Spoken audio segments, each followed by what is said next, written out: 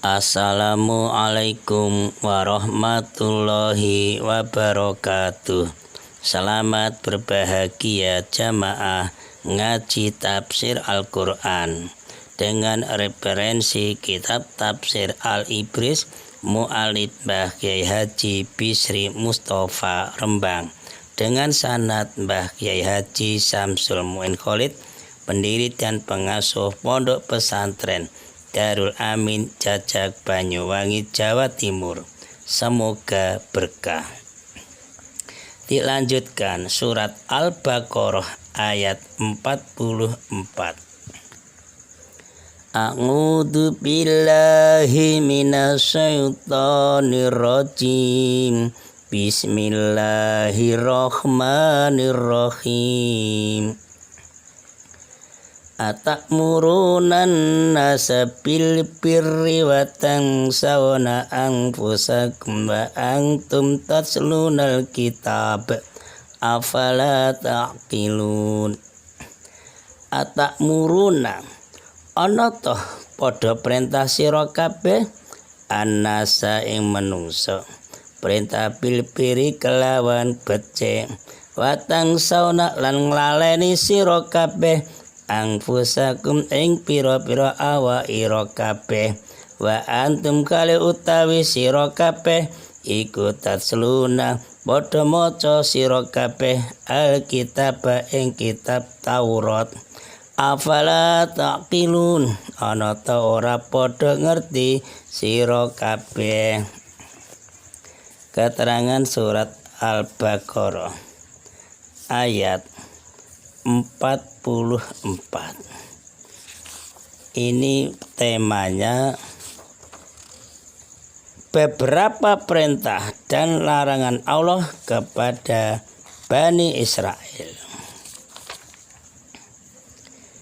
Keterangan ayat 44. Latar belakang ayat 44. Menurut Ibnu Abbas, adalah di antara orang-orang Yahudi di Madinah. Itu ada yang memberi nasihat kepada keluarga dan kerabat dekatnya yang sudah masuk Islam supaya tetap memeluk agama Islam. Nah, saudaraku, teman-temanku, kamu mau masuk Islam, masuk Islam saja. Membiarkan masuk Islam, malah mendukung masuk Islam saja kamu. Jadi malah memberi nasihat yang kepada keluarganya, kerabatnya yang sudah masuk Islam, tetap masuk Islam saja. Yang diperintahkan orang ini adalah benar, yaitu menyuruh orang lain untuk berbuat benar. Tetapi tetapinya nih, mereka orang Yahudi sendiri itu tidak mengamalkannya, tidak mau memeluk agama Islam, cuma memerintah, menasihati saja. Maka pada ayat inilah Allah mencela tingkah laku perbuatan mereka Yahudi atau siapa saja yang tidak baik dan membawa kepada kesesatan. Kok begitu dicela? Iya, karena dia cuma memerintah tapi tidak memberi contoh. Ya, di antara kesesatan-kesesatan yang telah dilakukan bangsa Yahudi, yaitu mereka orang Yahudi menyatakan beriman kepada kitab suci mereka, yaitu Taurat. Percaya pada Taurat, tetapi ternyata mereka itu tidak membacanya dengan baik. Ini juga kepada kita orang Islam. Percaya pada Al-Quran, tapi apa? Tidak membacanya. Bahkan menghalangi orang untuk membaca. Apalagi tafsirnya. Nah, ini apalagi nih. Baca saja tidak boleh. Tidak mau. Nah, maka dalam ayat ini disebutkan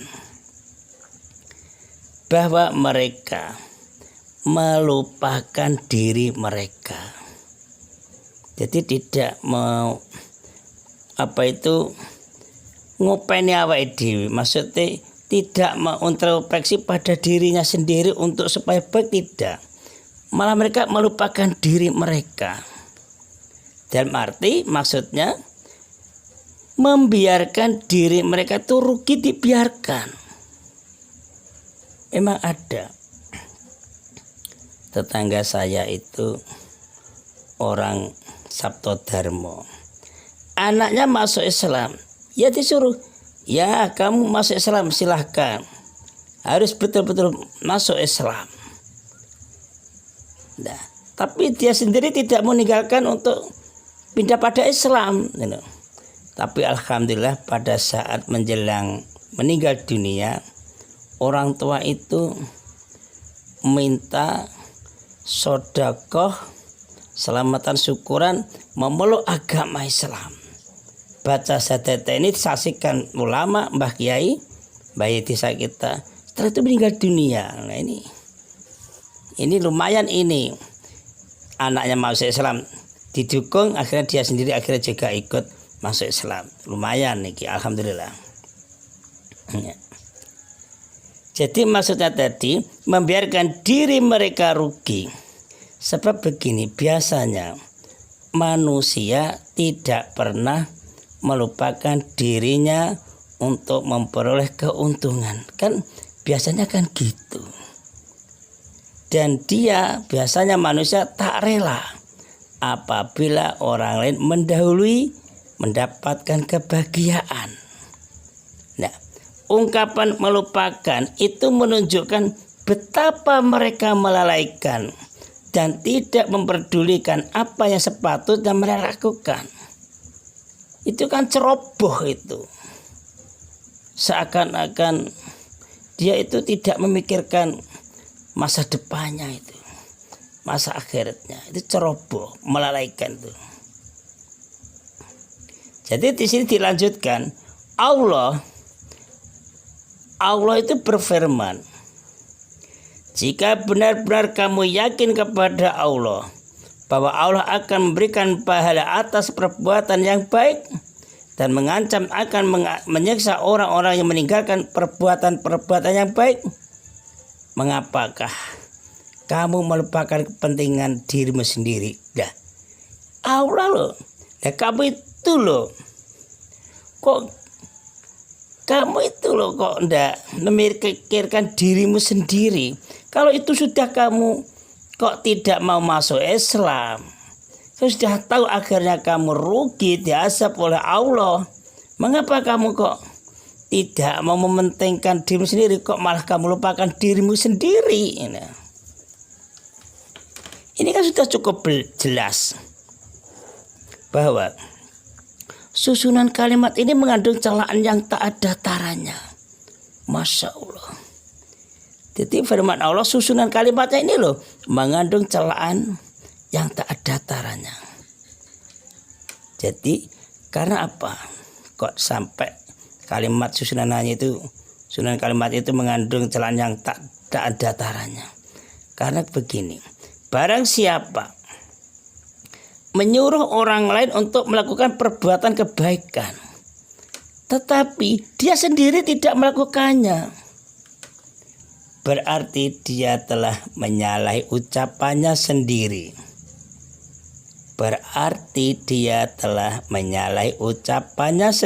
Mengingkari ucapannya sendiri. Sama saja melalaikan ucapannya sendiri.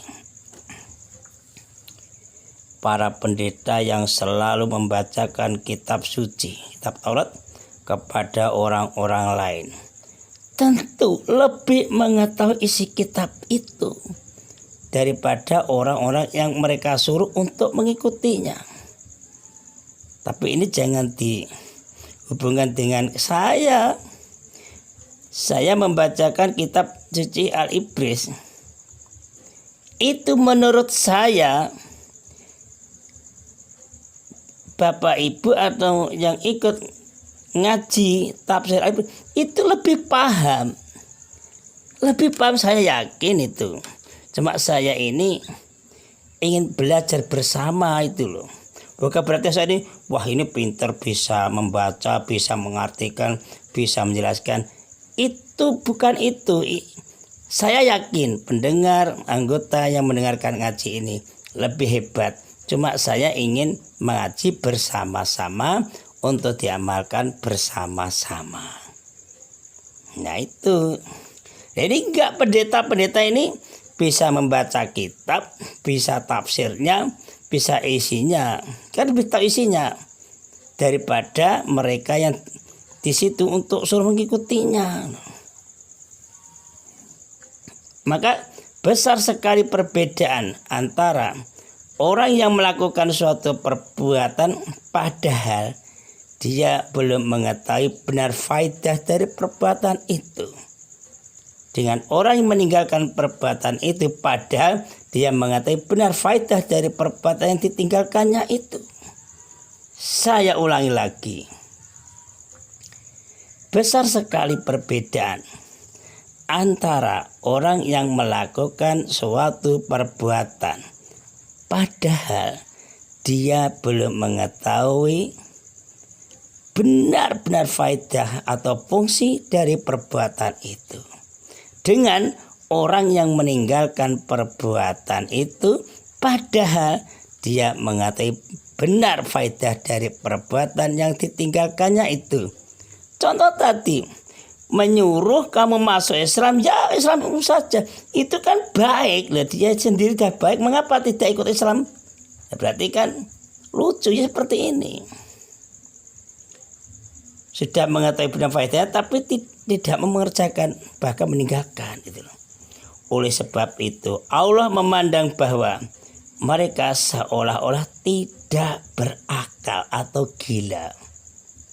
Maka Allah memandang bahwa orang-orang Yahudi siapapun lah hanya menyuruh saja kebaikan, tapi yang menyuruh meninggalkan kebaikan itu seolah-olah tidak berakal, majnun atau gila. Kita masuk itu enggak, insya Allah tidak lah. Sebab apa?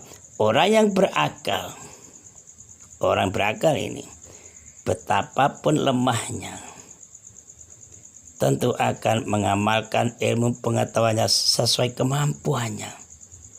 Memang kita beramal sesuai kemampuan kita masing-masing. Tapi tidak boleh aku lebih hebat, aku lebih tinggi, tidak boleh. Itu tipu setan. Firman Allah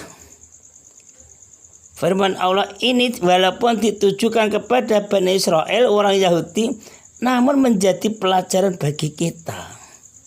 Kita orang Islam, kita orang manusia yang hidup berbangsa dan bernegara. Jadi setiap bangsa, baik perseorangan maupun keseluruhannya atau kelompok, hendaklah memperhatikan keadaan dirinya. Hendaklah memperhatikan keadaan diri kita sendiri dan berusaha sekuat mungkin untuk menjauhkan diri dari keadaan dan sifat-sifat seperti yang terdapat pada orang-orang Yahudi tadi yang dikritik dalam ayat tersebut. Memerintahkan orang lain masuk Islam, tapi dirinya sendiri tidak masuk Islam. Kamu sholat nak, tapi orang tua itu tidak mau sholat. Itu contohnya. Itu contohnya. Maka orang-orang seperti itu dikritik dalam ayat tersebut agar apa? Tidak menemui akibat seperti yang mereka alami.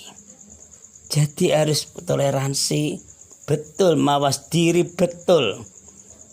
Ini kalau kita menyuruh, memerintah orang lain atau saudara atau tetangga untuk perintah kebaikan, kita juga memberi contoh kebaikan. Shadaqallahul Azim. Assalamualaikum warahmatullahi wabarakatuh.